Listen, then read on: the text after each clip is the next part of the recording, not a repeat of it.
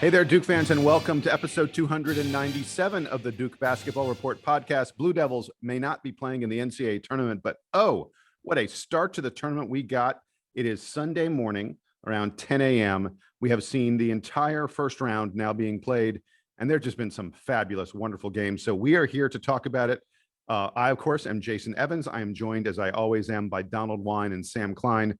Donald, I'll go to you first. Boy, how much fun was it to have the tournament back? It's the most wonderful time of the year. And that remains true even if we're not in it. I know it's been 25 years, 26 years since we haven't been in it, but really it gives us the chance to watch as a neutral and as a college basketball fan and not have to stress over brackets. I know we'll talk about the brackets, but what I did this weekend was just enjoy the games. And like you said, Jason, there were a lot to enjoy. It's crazy. I feel like I almost watched more this year than I have in past years, which seems crazy, but just the way the games were spaced out, I feel like they did a better job of it this year. And they're not, and you're not worried about like when Duke's playing, I'm kind of worried about like, hey, okay, this team won, so that affects Duke in this way, and you're trying to piece it all back to Duke. Now it's like, oh wow, that upset was great. Who did they play? Doesn't matter. The next upset is great. Like that, you can take the games for what they're worth. Sam, I'll let you come in. Are we right? Is it easier to watch this, or is it also kind of painful? It's a little sad, but I do agree that the game watching experience this weekend so far has been great. It's Sunday morning when we're recording, and I am waiting to decide how I feel about the round of 32 being split across Sunday, Monday, as opposed to Saturday, Sunday. I did actually kind of enjoy getting the extra day, one, to do my bracket this year, and two, that there wasn't I'm back in a like normal working like 9 to 5 or 9 to however long my days are normally environment. And it was a lot easier to not have to spend 2 full days of work trying to pretend to do work while I watch games. So having more games over the weekend, I think, is actually more fun. Guys, speaking of brackets, first thing I got to ask you all in the DBR tournament challenge, where do you stand?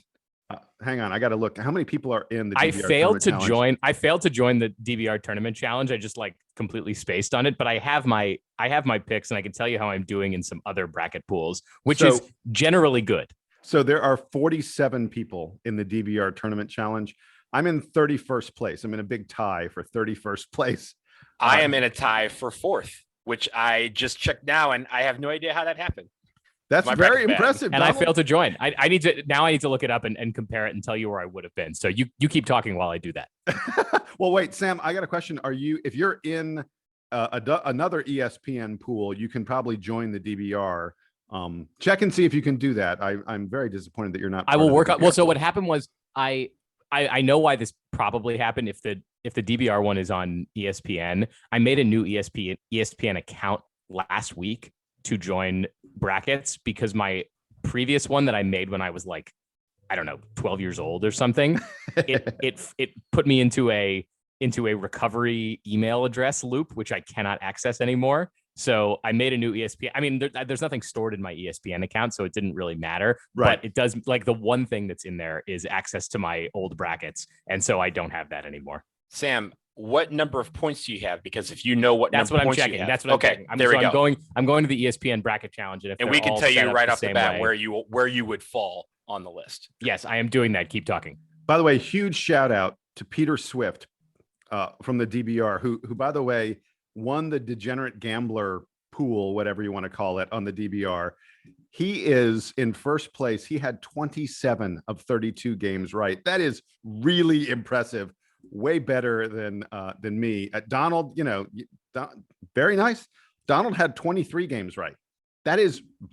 Donald, you are the man. So thank you. Yeah, thank you. I appreciate that. Way better than me.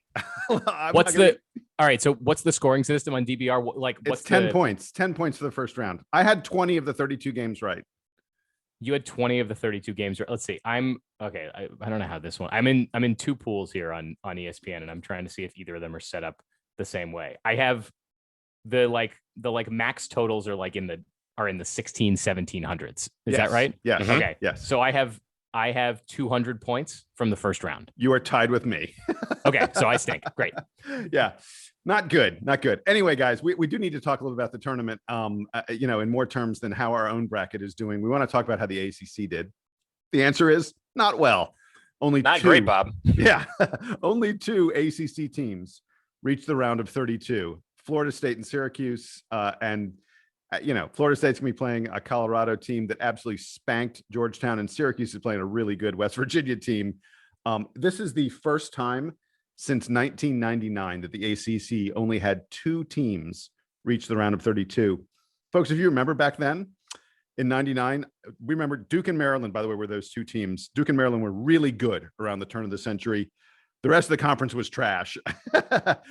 And this year, the ACC's record is just 2-5, which is pretty bad. Although, we sort of saw this coming because most of our teams were lower seeds than usuals. Sam, I'll start with you. Let's talk a little bit about the ACC. I think you probably have to start with Virginia, who is a team that had high expectations. They've now had, in the past 3 years, first round loss to a number 16 seed, win a national title, first round loss to a number 13 seed. Is Virginia good or bad in the postseason? I can't tell. I think that this year, and we'll say this 100 times, and we've said it 1,000 times already going into this season, everything that's happening this year is just a little bit fluky. And look at the first 2 days of the tournament for all of the evidence of that. More double-digit seeds making it to the second round, and Virginia absolutely being a victim of this, losing in a good game and a totally UVA style game. This is not like the game that they lost to UMBC 3 years ago, where UMBC just like made every shot and they won by like 20. This game was like a back and forth. This was a good game. And yeah, I don't think that UVA is as bad as 2 first round losses to double digit seeds in 3 tournaments as this would tell you, but it does sort of begin the story on the ACC, where we knew the ACC this year was a little down, nobody above a number 4 seed. And it plays out here, starting with Virginia and then going all the way down the line. I was actually less disturbed by Virginia's loss than I was by some of the ones lower down in the bracket. And Syracuse is like the one ACC team that I don't believe in, and they managed to pull the upset as a double-digit seed. Well, I actually love. So I had Syracuse winning that game. I love Syracuse in the tournament because I think their zone is tough to prepare for. In the ACC, we see it, once, twice. We see it all the time, so it's easier for us. I think it's tougher for other teams to prepare for that Syracuse zone.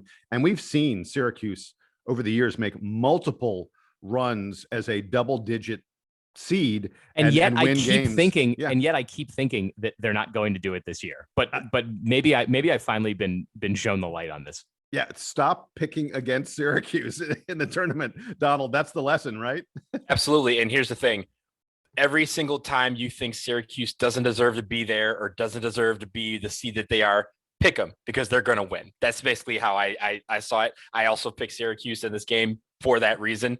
When they're 11 seed, the last time they were 11 seed was when they were in the play-in game a few years ago, and they went all the way to the Final Four. So that is continue with some of these trends. I picked UCLA. I know we're talking ACC, but if there's a team that's in that play-in game, you have to pick one of them in the first round because they have won just about every single time since the play-in game has been instituted in the first 4. So, but back to Syracuse, I think their matchup zone always presents a problem because very few teams see it throughout the season. And so it's always a new thing that no one can really fully prepare for because they haven't had the on-court experience with it. And that's where Syracuse gets a lot of teams. Yeah, I'll tell you. So we've talked about how bad the ACC is. I do like Florida State to make a little bit of a run. Spoiler alert on my bracket. I've got Florida State reaching the Final Four, as I mentioned to you guys. The fact that they survived winning their first round game and survive was what happened in that game. Florida State almost fell. I almost lost one of my Final Four in the first round. But the fact that they survived winning a game without hitting any 3-pointers, again, Florida State won that game without hitting any 3-pointers. It's a really rare, almost impossible thing to do. And we know that this Florida State team is a really good 3-point shooting team. So I could definitely see them getting hot and surprising and making, a little bit of a run. I sort of like them now to perhaps go a little bit farther than folks had expected. And maybe my, upset pick of them making the Final Four will turn out pretty nicely. Guys, other conferences, as bad, the ACC has been the worst of the 6 major multi-bid conferences. Let me just give you guys the records of the conferences very quickly. The Pac-12 is 6-0. The Big 12 is 6-1. Only Texas as a loser from the Big 12. The Big 10 is 6-3. The SEC is 4-2, and the Big East is 2-2. And then you have the ACC at 2-5. Of the 6 major multi-bid conferences, ACC far and away the worst. Man, how about that Pac-12, Donald? Impressive, isn't it? I am going to push back a little bit. They are 5-0 with an asterisk because I will not count Oregon as a win. I know they advanced, but we're not counting no contest as wins in this whole thing. I know Kim Pomeroy went off on this last night on Twitter. I agree with him in that, but I do say that the Pac-12 did well. I did want to touch, however, on the Big Ten. Here's why. One of the arenas that is being used in this tournament is Mackey Arena, home of Purdue. Big Ten teams, there are 5 of them that played at Mackey Arena in this first round. So it's unclear why the selection committee decided to put 5 Big Ten teams at Mackey Arena, home of Purdue, but 2 of them lost. Ohio State, a 2 seed. I know we'll talk about them in a little bit. And Michigan State lost in the first 4 game against UCLA. Maryland, Michigan, and Wisconsin did win their games at Mackey. And oh, by the way, Purdue, who is home at Mackey Arena, they're also going home because they lost to North Texas in the first round. So the Big Ten, about, we talked about how well they have done. Some of their teams really showed poorly in this tournament in familiar settings. And I think that is an interesting key that usually you talk about in the NCAA tournament. You want teams to stay at home and be able to play their way through. But a lot of these teams that are familiar with these settings did not play well in the Big Ten. So that was an interesting development that I saw in the first round. The conference that I thought did really well, and now I want to transition a little bit to talking about our more specific picks, is the SEC, who had a pretty good overall weekend. And look, Kentucky's not there, and Kentucky is always the premier team from the SEC in the tournament, but the SEC has some really strong teams that are not normally good. And this is where I'm going to brag about my picks, because I have a lot of bad picks to highlight.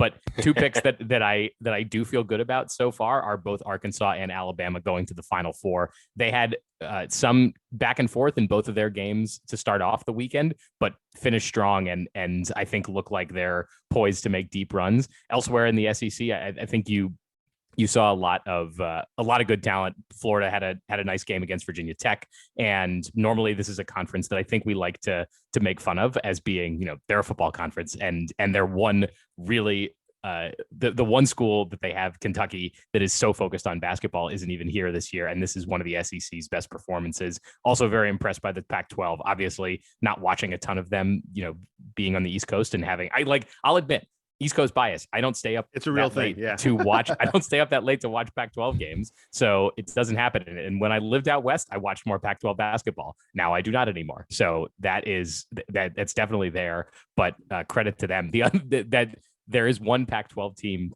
that I picked correctly yesterday, which was UCLA. And the only reason I picked them correctly is that I'm in one bracket challenge where we have to pick all the games, including the play-in games, and I picked Michigan State through to the second round, but you got credit for UCLA. Yeah, so I get credit for UCLA because in the ESPN pool, I filled out all my brackets before the games all started, and then I don't touch them anymore. So I have Michigan State going through as an 11, and then ESPN just automatically changes it to whoever wins that first 4 games. So I got credit for that, even though I was picking the Big Ten team there instead of the Pac-12 team. So Sam kind of teed up this notion of, what'd you pick right and what'd you pick wrong? And we're going to get to that for each of us in just one moment. But I do want to talk really quickly, because you sort of got to this as well, Sam, this notion of these double-digit seed winners. And there's some amazing stuff here. We had 8 double-digit seed winners. Let me count them out for you very quickly. Rutgers was a 10. They beat Clemson. UCLA and Syracuse were both 11s. They beat BYU and San Diego State. Oregon State wins as a 12. Donald said, pick those 12s. There's always a 12 winner, usually 1 or 2. And this year we got 1 in Oregon State beating Tennessee. North Texas beat Purdue as a 13. Ohio beat Virginia as a 13. And then the 2 really big ones. Abilene Christian takes out Texas as a 14, and Oral Roberts takes out Ohio State as a 15. And guys, we will have a double-digit seed in the Sweet 16 because number 11 UCLA plays number 14 Abilene Christian. One of those 2 teams will make the Sweet 16. Donald, give me some stats on these first round upsets. So if you're thinking there was a lot of upsets yesterday, it's because you're right. There were. This is the first time that 4 seeded teams, 13 or worse, made it to the second round in one tournament. So even right off the bat there, you mentioned some of them right there. That is historic. We also have a second round that has at least one team from each seed save the 16th seed. 1 through 15 is represented by somebody in this bracket. And finally, this is the first time ever that a tournament has seen every seed win a game. Because of course, if you count the first 4, a 16 seed, 2 16 seeds will always win those 2 games. 2 11 seeds will always win. So this is the first time that a tournament has seen someone from every single seed line win a game. This just shows you how chaotic college basketball was this year, right? Like where everyone has a chance and just the magic of the tournament. That's really what we've missed for the last 2 years. That magic of March Madness is here and it's prevalent in every single seed line. Somebody had their glory yesterday. Okay, so one of the things I teased a moment ago is our best picks and our worst picks. And I'll start here. I already mentioned I loved Syracuse because of that zone. And so I had them winning. I talked about on the previous podcast, I talked about how criminally underseeded. These are my best picks, by the way. Wisconsin was. And I know you may say, Jason, how can you be touting a 9 winning over an 8? Well, I was certain Wisconsin was going to beat UNC. And the fact that they won, going away, that game was not even minorly competitive. I'm taking that as one of my really good picks. And then the other really good pick I had was I had Ohio beating UVA. I figured the Cavs would suffer from COVID. Either they would not be able to play like Virginia Commonwealth, or I figured Virginia was not going to be able to practice a lot, that they were just going through a difficult week of dealing with COVID. Even if they weren't going to have their game canceled, they went ahead and played. They did not look good. Their shooting was very poor. Hauser and Huff, who are their best offensive players, just didn't look at all like the guys who were all ACC caliber players. And so I feel good about that pick. Guys, we'll do all of our best picks first. Donald, I'll let you go first. Give me your, the stuff you're the most proud of so far, and then we'll get to how poorly we've done elsewhere. Well, my best pick was one that you had, Jason. It was Ohio over UVA. And it's because I have Ohio making the Sweet 16. Here's why. That would be a great pick. That would be a heck of a pick. That would be a great pick. So stay tuned to see if that happens. But I have them making the Sweet 16 for this reason. The last time they were in the tournament was 2012. They were a 13 seed. They beat Michigan and South Florida to make it to the Sweet 16 that year. Because they were a 13 seed this time, I had them finding that magic once again. History is so far repeating itself. I reserve the judgment. I reserve the right to be wrong later down the road. But that was really my big pick. I had a couple of other, small picks. A lot of 11 seeds that I picked, UCLA being one. I thought they looked really good in their first 2 games so far. But you have to have a 13 seed. You have to have one of those that you just kind of say, you know what, this is going to happen. And if it doesn't, who cares? Because it's the tournament. That one was Ohio. And so far I've been proven right. All right, Sam, how about you? What's your best pick so far?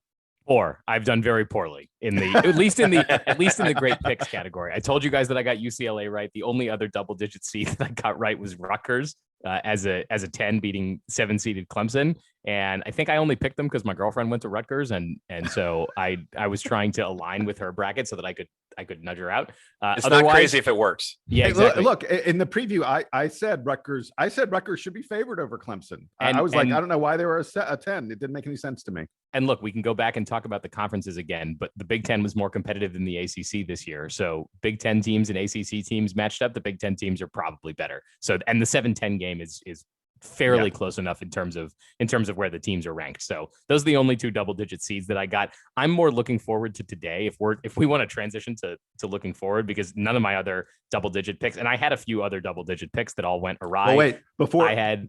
Yeah, I was going to say, before we get to today, I want your worst picks. I had San Diego State going to the Final Four. That didn't work out for me. They're gone. Syracuse took them out. I was feeling myself with San Diego State. The rest of, I've got a few other Elite 8 teams that are out of the tournament. I was going to say that my day to be proven right or wrong or very stupid is today, because I've got 2 number 1 seeds losing today. That's Illinois and Baylor. I have them losing to Loyola and and Wisconsin, respectively. So we'll see how that goes. The first of those games tips off in about 2 hours. And hey, Ken Pom says that I've got a 35% chance in both of those games. So I've got a 12% chance to be extremely brilliant today, according to Ken Pomeroy. And don't count me out. Look, I was going to say one thing we have not touched on, and I do want to get to our worst picks in 1 second. But one thing we have not touched on. Come back to me later next week. Yeah. Well, no, I was going to say the first round, the number one seeds. Now, granted, they were playing 16s, but the number one seeds were really impressive. They were really All of good. them. And Donald, I saw you tweeted something that I think is very accurate. You said, "Who's going to beat Gonzaga?" Because man, I was that not you? Donald, No. you didn't tweet that? I would have tweeted that. I would have tweeted that. I picked Gonzaga to win the tournament, and in the, like, we all try to make all these clever picks and everything, and who's gonna these surprise second weekend Elite Eight teams and whatever. I put Gonzaga in as the champion at the beginning of my creating my bracket, and then the rest like flowed out from there. Gonzaga was like far and away better than everybody else in the world of college basketball this year. And they beat lots of good teams early in the season. Like, I think in some years, maybe a few years ago, Gonzaga would get away with maybe only scheduling 1 or 2 hard games in their non-conference. This year, they played a bunch of good teams and they blew them all out. So I think Gonzaga is awesome, and I have no doubt they're going to win the championship. Yeah. Okay. So Donald, I apologize. It was someone else, I guess, on my Twitter feed who it was a short tweet that I was like, that is the most accurate tweet I've read all day. And it just merely said, "So who's going to beat Gonzaga?" I mean, they were the one team that I was like, I'm not going to make an attempt to watch this game because I know how it's going to go. I'm just going to keep tabs of the score. And if it gets somewhere close, then I'll put it on one of my TVs or iPads or computers. Never needed to do that because it was a blowout from the beginning. Yeah. Okay. So guys, so really quickly, worst picks. Look, it's pretty easy. I'll go first. Texas and Ohio State. I had both of them making the regional finals. Whew. That did not work out for me very well at all. Sam, you already alluded to it a little bit. I told you about San Diego State. Let me tell you if I've got any other. So that's the only Elite Eight team that I have out right now is San Diego State. So I'm actually feeling okay. I mean, there's a lot of Sweet 16 that's out. I got Texas, of course, and Ohio State. I both had going to the Sweet 16. They're gone. Look, if you don't have those teams in the Elite Eight, you're probably doing pretty well because they were pretty popular Elite Eight picks. And I have Purdue in the Sweet 16, who also lost yesterday. So I know that was a popular, or not a super popular, but I know that there were people that were picking North Texas in that game. So that's on me. My other one, I have Purdue in the Sweet 16, and that that fell as well. The other one that I was out on a limb on, I had St. Bonaventure beating LSU and then beating Michigan. That didn't work out for me too well. Wait, so can we pause and say that at least when I was picking teams to upset number one seeds in the first weekend of the tournament, that at least my pick made it through the first day, I've got two of them today, and they're probably going to get blown out, but at least I'm not Jason here. Yeah, there you go. Donald, give me your worst picks. So I'm going to tell you a quick story. Usually I only pick one bracket. I have one bracket that I use for all the pools. That way I'm not in a situation where I have to, root for a game where I have both teams advancing in particular brackets. So this year I had a few slight variations, but I was going to have the same Final Four for each bracket. For Purdue, I had them to reach the Sweet 16 because of the fact that they were playing less than an hour from home and their home court's being used for games. And so I selected for them to lose to Baylor. Well, as I was filling out the DVR bracket, I somehow put Purdue in my Final Four and then didn't save Baylor going to the Final Four. So I have a Final Four team that is gone because Purdue lost to North Texas. That didn't save. I'm already down one. That's not a good pick, sir. No, it is not. It is not. That is the worst one that I have by far. Ohio State, I don't care where I put them in my bracket. I will never consider that a bad pick because they lost. So basically, I will talk about haters in a second, but that was my worst pick, Purdue. Okay. Well, gentlemen, we've spent enough time talking about the tournament so far. We're going to take a quick break. When we come back on the other side, there's some controversy about some things that are going on at the NCAA tournament. We're going to get into that in just a moment.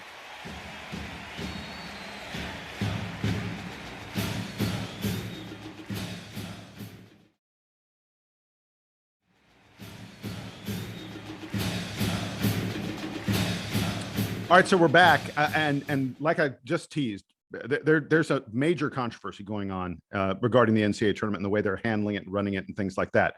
And we're going to get to that in 1 second. But Donald, I know you wanted to talk a little bit about Duke's situation regarding the fact that we're not in the tournament and how much people are talking about us, even though we're not in the tourney.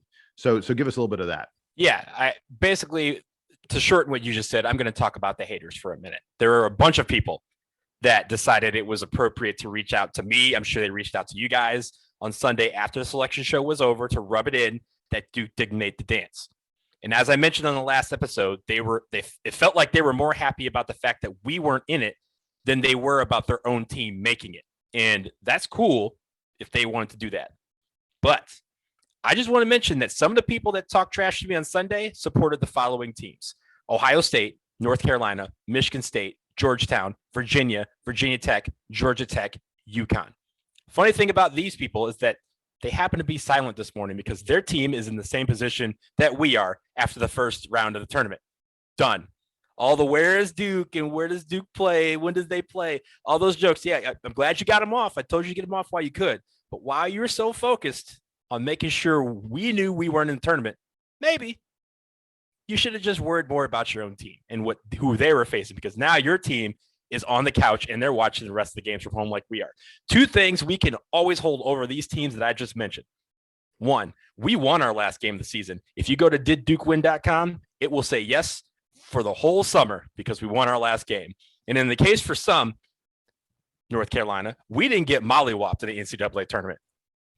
Can't get mollywopped if you don't play. So hopefully that was a lesson for you haters out there. Sometimes you just need to run your own race, because while you're focused on someone else's race, you're not concentrating on the person dusting you and yours. And UNC snaps Roy Williams' streak of never losing a game in the first round of the tournament. So it's a minor thing, but looking down for UNC, and hey, maybe Duke will come back next year and be great in the tournament. At least we didn't have to lose in the tournament this year. It is very weird though to be watching it and not have Duke anywhere. I'm like, there's a part of me, and some of this is probably COVID driven too, but part of me is like, is this even really the NCAA tournament? Like, I don't know. I'm like so disoriented watching it because I don't remember a tournament like this ever in my life. It's the 3rd time since I was born that we've had to experience this. 3 times. And only the second for me, and the first time I don't remember. So yeah. I don't even register it. So I've been around a lot longer than you guys, but just, speaking to Duke's success, I can barely recall seasons where Duke has missed the tournament. It doesn't happen very often. Like I said, we're going to turn away from the tournament itself and get to sort of the administration of it, so to speak, right now. Major controversy for the NCAA this week. A Oregon women's basketball player, Sedona Prince, put out on TikTok and Instagram and Twitter a video of the women's weight room at the women's NCAA tournament. Folks, first of all, please find Sedona Prince on Twitter or wherever else you get your social media, because her video was, I can't describe it as well as you can see it, but basically she showed us the weight room that was set up at the women's NCAA tournament. It's not a weight room. It was a series of about, it looked like probably 12 dumbbells, like 5 It was pounds. a box of dumbbells that they bought on Amazon. Yeah. And that was it. It's trash. And her video also included video that someone else had shot of the men's weight room, which was incredibly impressive. Multiple different stations, elliptical machines, the entire setup that you would expect for a professional athletic kind of situation. And what the women had, frankly, there's no high school team, no individual high school team in the country that would have a weight room that bad, that poorly equipped. And that was the weight room for the 68 teams playing in the women's NCAA tournament. Just absolute outrage. And people justifiably went absolutely crazy about the NCAA.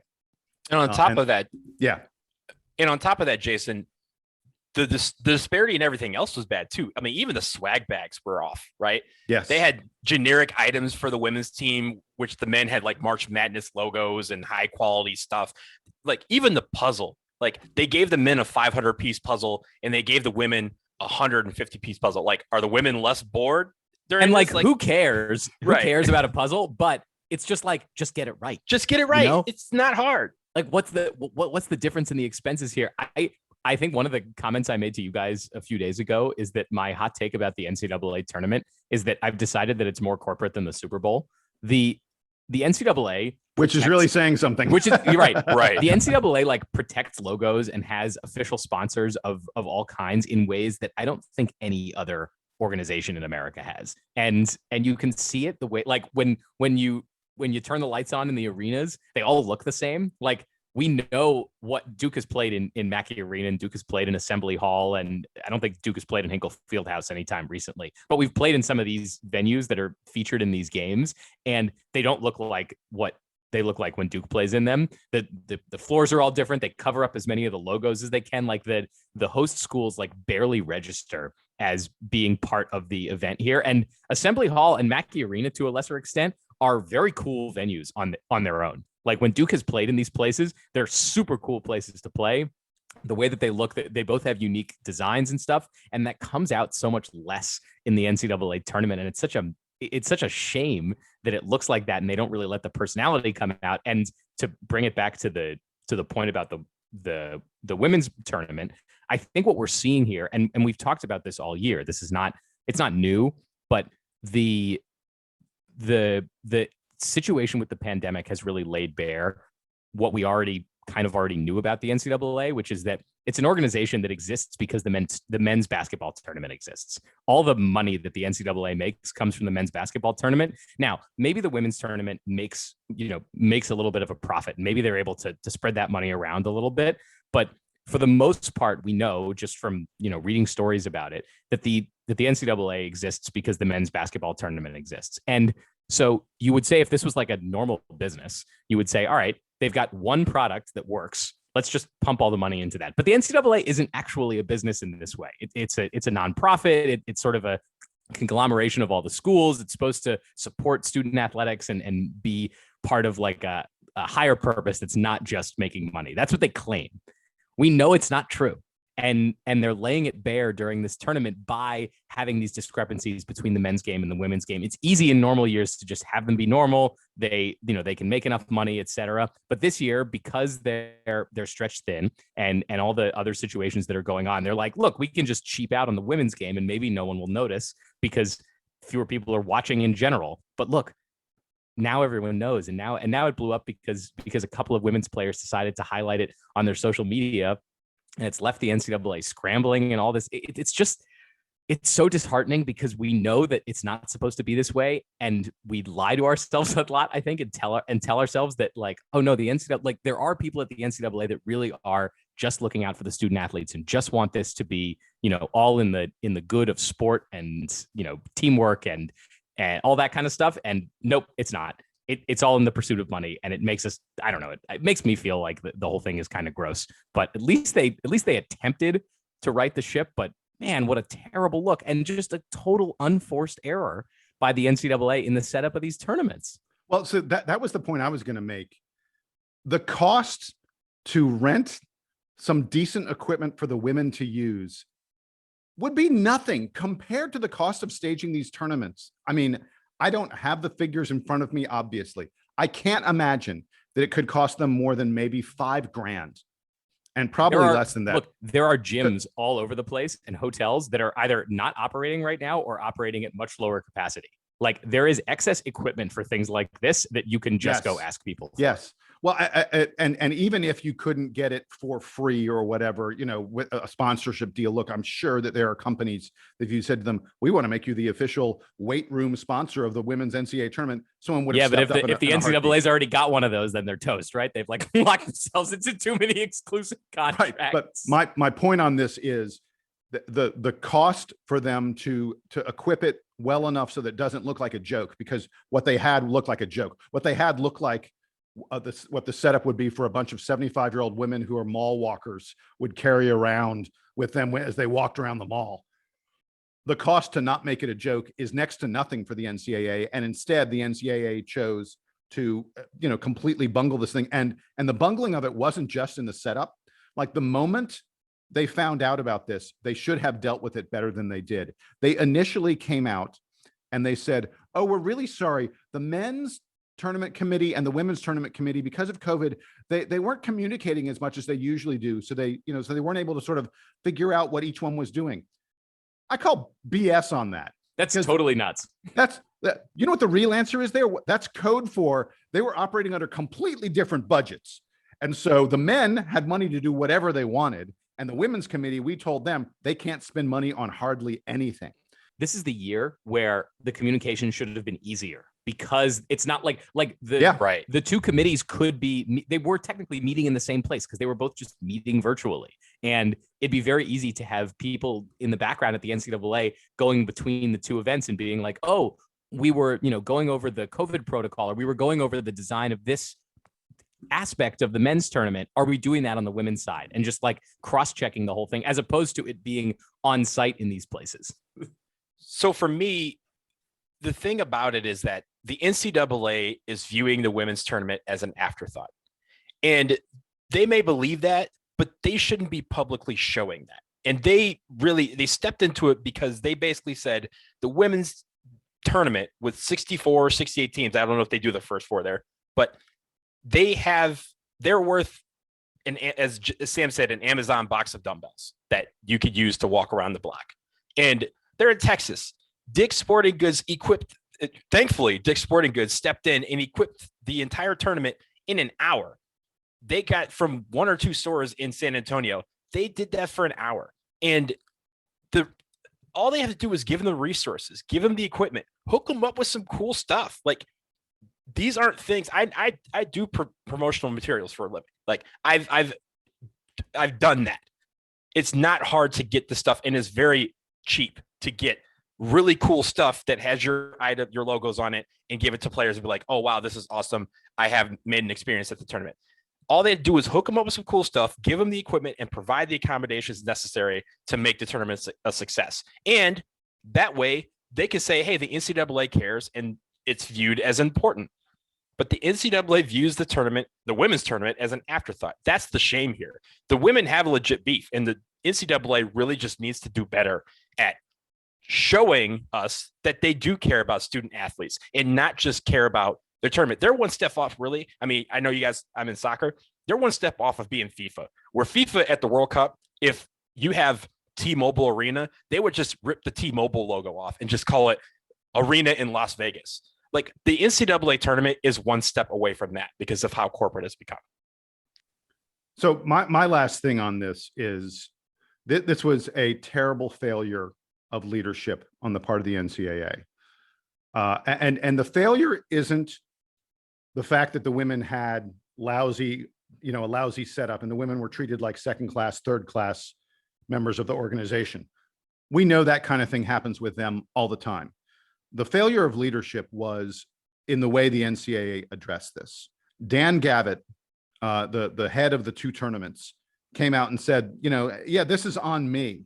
But Mark Emmert never said anything. Mark Emmert, the head of the NCAA, literally hasn't spoken on this issue other than being cornered, like someone caught him in a hallway and they got him to make a couple comments. But he has not come out and publicly addressed what happened here. If the NCAA really cared about gender equity at all, then Mark Emmert would have shown up and talked about it.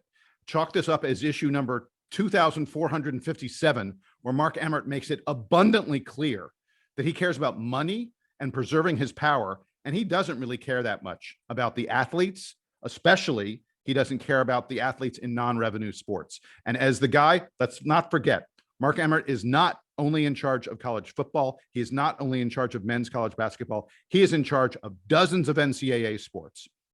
And again and again and again, he shows, and you guys have alluded to this, he shows that the NCAA really doesn't care about any of those other sports. They only care about the ones that they can make money off of. And the one they make the most money off of is the NCAA basketball men's tournament. It's like you said, Sam, I think you said it. This was an easy thing for them to have fixed in advance. It was an easy thing for them to fix when it happened.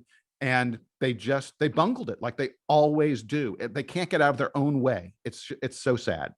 The NIT is also in Texas, along with the women's tournament. The NIT didn't have these issues. They have bustling facilities full of stuff. Like this was an easy opportunity, as Sam said, to do the bare minimum, and they couldn't even do that. Hey, one last sort of funny thing that I heard, not necessarily related to this, but I got some stats I just wanted to give you guys before we roll that I thought were incredible. So the NCAA, we're talking about NCAA, partnerships and stuff like that. We talked a lot about that. The NCAA has partnerships with a number of, fast food kind of organizations as part of the NCAA tournament. I heard some incredible stats earlier this week. On a single night, Wendy's brought a food truck to the NCAA men's tournament where they served 1,500 burgers and chicken sandwiches to the college basketball players. Buffalo Wild Wings served 61 teams during 3 days last week, served more than 19,000 wings on one night. 19,000 wings. That's a lot of chicken wings to be eaten by basketball players. And Pizza Hut during the first week of the NCAA tournament delivered over 800 pizzas and more than 600 orders of breadsticks. It's a good thing they're not professional athletes because they're not having to look after their diets very much. Yeah, exactly. Right.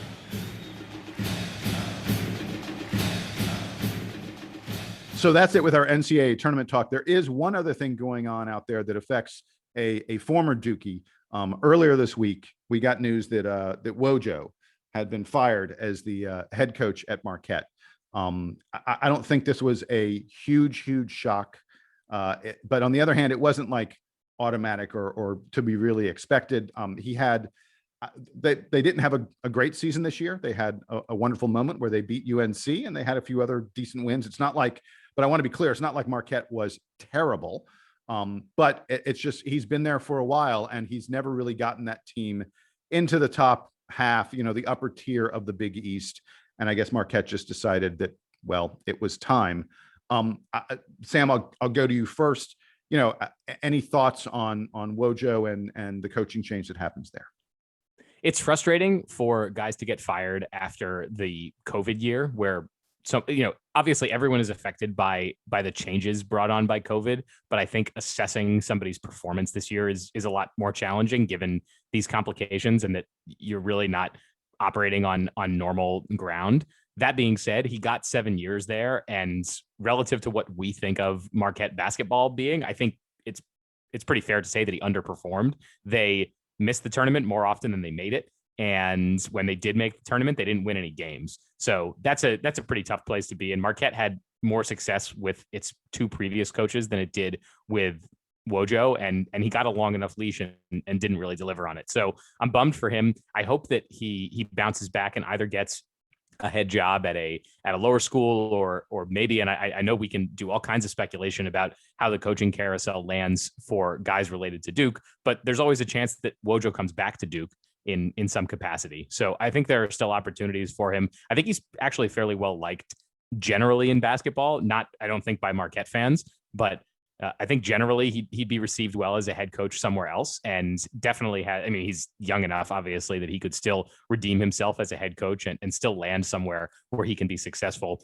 The same thing sort of happened to Johnny Dawkins, where he kind of fell short at Stanford, and generally I think has been well received at UCF. He's been successful there, and hopefully Wojo's able to bounce back from that. When it comes to him at Marquette, he was just inconsistent. And I think that's why Marquette fans really called for his ouster. They've been talking about trying to get rid of him for a year now because of that inconsistent play that they had. They would be ninth in the conference, then they'd be third or second, and then they dropped to sixth. And then this year they were ninth again in the Big East.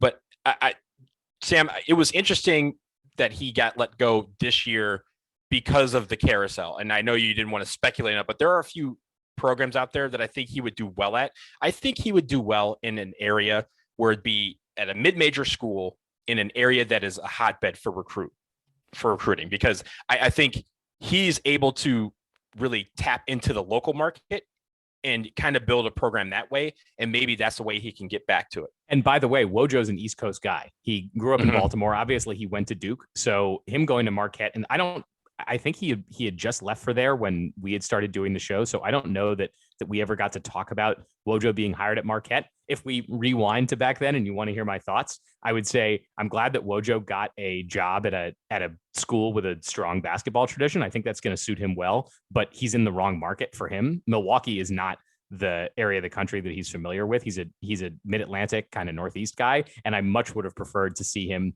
coaching at a school in DC, Philly, New York, any of those places rather than in the Midwest. And to that end, some of the teams that I've seen that are looking for coaches right now, you mentioned a couple of markets, George Mason, which is right here in the DC area. You have Fordham, which is in New York, Eastern Michigan, which is in my birthplace of Ypsilanti, Michigan, just outside of Ann Arbor, right around Detroit, a really big talent hotbed there. You have Charleston, you have Eastern Illinois, which can tap into the Chicago market. And then you have Central Connecticut. I'm only including them because they are also the Blue Devils, and that, is always fun. But I do think with one of those teams, DePaul might be interesting too, but I don't think he stays in the Big East. Yeah, no, I think that's highly unlikely. But I think he needs to go to a place that, a New York City, a DC, somewhere that has a lot of talent where he can just kind of shop locally and say, this is, build a team and build a program up from the bottom with the local talent that is falling through the cracks there, so to speak. That I think is his game. And like you said, Jason, or like you said, Sam, New York, DC, even maybe go up to Boston. If he's somewhere on that East Coast, he's really hyped to do that. But, at the end, because of this carousel, we have some Duke assistants out there that could take one of these jobs. We'll see what happens in the offseason. And because of that, he could very well end up back in Durham. Yeah, the coaching carousel, I think, is really interesting this offseason. We've already seen the Indiana job come open, and that's a big time job. And I really think that the thing I want to talk about here is I think we're going to see a few other very big time important jobs come open. And the first one of them is, I think Shaka Smart is done at Texas. He's now been there for 6 years. He has not won a single tournament game. This year was clearly his best team. But even with his best team, they didn't win a game. And their roster, this Texas team seemed absolutely ideal, primed for a deep run. They had a bunch of juniors and seniors. Their entire backcourt was junior. Their best players were all juniors and seniors. And it was all surrounding a Greg Brown as a big man who was a one and done kind of big man. That's the formula, right? You got one guy who's, looking like a lottery pick as a freshman, and you surround him with a bunch of juniors and seniors, especially as guards. That's a team that should make a deep run. Shaka Smart couldn't even make a run with a roster like that. I think he's probably gone at Texas. I think it's very likely that we're going to see Sean Miller gone at Arizona. They've had enough NCAA tournament, NCAA, problems, probation and stuff like that. If we're talking about potentially the Texas, Arizona, and Indiana jobs all being open, that's 3 of the top 15, 20 jobs in the country. There's going to be a domino effect on those jobs because they're not going to pick some unknown assistant for one of those jobs. Those jobs are going to pick a hot, one of these guys who's winning in the NCAA tournament now is going to get one of those jobs, I bet. I was going to say that the only people getting those jobs are guys who at the minimum made the NCAA tournament this year and likely are guys who were still in the NCAA tournament after the first week. I still think there is a chance that Shaka stays at Texas for one more year, given that he did just win the Big 12 championship, or at least the tournament. I think that may give him a stay for a year, but I do think when it comes to Texas, they just hired Steve Sarkisian on the football side. That was a lot of money tied up to that. I don't know if they want to also put money into finding a basketball coach. Texas, I was going to say Texas has endless money, Donald. That's true. I was going to say on as it relates to Texas football, Texas is too distracted right now by this whole Eyes of Texas nonsense that's going on that that's they may not deal. even. Yeah, they may. Well, it's a big deal because it's. I don't know. We don't need to go into it, but it's very distracting for them. And maybe all the folks running the Texas athletic department don't realize that the basketball tournament is happening. So they may not know that Shaka Smart lost in the first round. This is also true. I think they probably know. I have a good friend of mine, one of my best friends, his son is at Texas. He's a junior. And he said to me yesterday after they lost, he was like, Shaka's done. He said, no one here wants him to stay. He has no support among the administration or the student body. He's like, there's no question that this guy's getting fired. When you think about how big time Texas is, for them not to win a single tournament game in 6 years, I mean, and with a coach who had been successful in the tournament multiple right. years. That was his calling prior. card. Yeah. That was his calling card, was that he'd taken VCU, you know, deep in the tournament, multiple years. They haven't won a single tournament game in 6 years. This is Texas we're talking about. I think they're going to move on from him because I think they're going to see guys out there that they feel like are better. Although when they hired Shaka, I thought that was a home run hire. You know, Sam, you talked about going back in time. I forget if we did a podcast when they did. We probably weren't around when they hired Shaka, but man, I thought that was I could not conceive of a way he wouldn't be successful there. And he's been, you know, the crazy thing is he's been a great recruiter. Like they get these one and done. If you look at their roster this year, it's nothing but top 50 recruits. They get nothing but top 50 recruits, and they get them to stay quite often. I don't know how they haven't been better. My brother went to Texas, and what he has always told me is that Texas never does something unless they are about to make the next move. So we need to wait and see what this coaching carousel will yield, because they will not fire Shaka unless they know they have someone better than him ready to go. That is just how Texas operates. And like you said, yes, the money may be there, but they may just look at the carousel and say, there's no one here that's really going to fire up the troops. And that's how Texas rolls. Well, it'll all be interesting to see. And guys, we are very close to the second round, the round of 32 getting started. Folks, you'll probably be laughing at us by the time you listen to this podcast, because there will be things that will have happened that we won't be able to comment on, but we don't have a crystal ball. We can't see into the future quite that far. All we could talk about was the first round, the games that already happened, and they went absolutely fabulous. It was a ton of fun. But that's about going to wrap us up. Sam, I know you wanted to do one more thing, just remind folks about something important, right? Yes, we told you on the last podcast about the survey. It's at tinyurl.com/DBR podcast survey. That's where you can give all kinds of feedback about us. We've gotten a lot of great responses so far. I do not want to share them yet because I don't want them to color the way that you, the listener who has not filled this out yet, would potentially fill out the survey. So don't forget tinyurl.com/DBR podcast survey. Take you only a few minutes, tell you and allow you to say all kinds of things about us. And it's anonymous unless you leave a contact information and want us to come back at you. But DBR podcast, tinyurl.com/DBR podcast survey. And thank you to everyone who has submitted. Yes, thank you to everyone so far. We've gotten great responses, and we appreciate reading them. We love reading all the feedback via email as well. So dbrpodcast@gmail.com if you want to email us as well. I have one takeaway from the survey that is surprising to me, specifically from the data we've collected so far, but I will not share it until we've closed the survey, which there's no timeline for that. And like we might just leave it open for a couple weeks because, you know, it's not like we're making changes imminently or anything's happening to the show. Don't worry. We're still going to be here next week and the week after and the week after that. But tell us what you think. tinyurl.com/DBR podcast survey. I love it. We got that in multiple times. I'm not going to even repeat it. Like Donald said, we'd love to hear from you. You can also email us. Like he said, dbrpodcast@gmail.com is our email address. As we always tell you to, please like and subscribe. Leave us those 5-star reviews. We love to read them out here on the air. That's going to wrap it up for us on the latest edition of the Duke Basketball Report podcast. We'll be back in just a couple days once the second round is done, once the Sweet 16 is set. We'll be talking about that. We'll be talking about other Duke news that happens out there. You never know when we're going to hear from one of our players about their decision about maybe the NBA draft, their transfers going on, crazy stuff happening all across college basketball. We are here to bring it to you and give you a Duke spin on all of it. For Donald and Sam, I am Jason. Thanks for being with us again. Duke Band, play us out, take us home.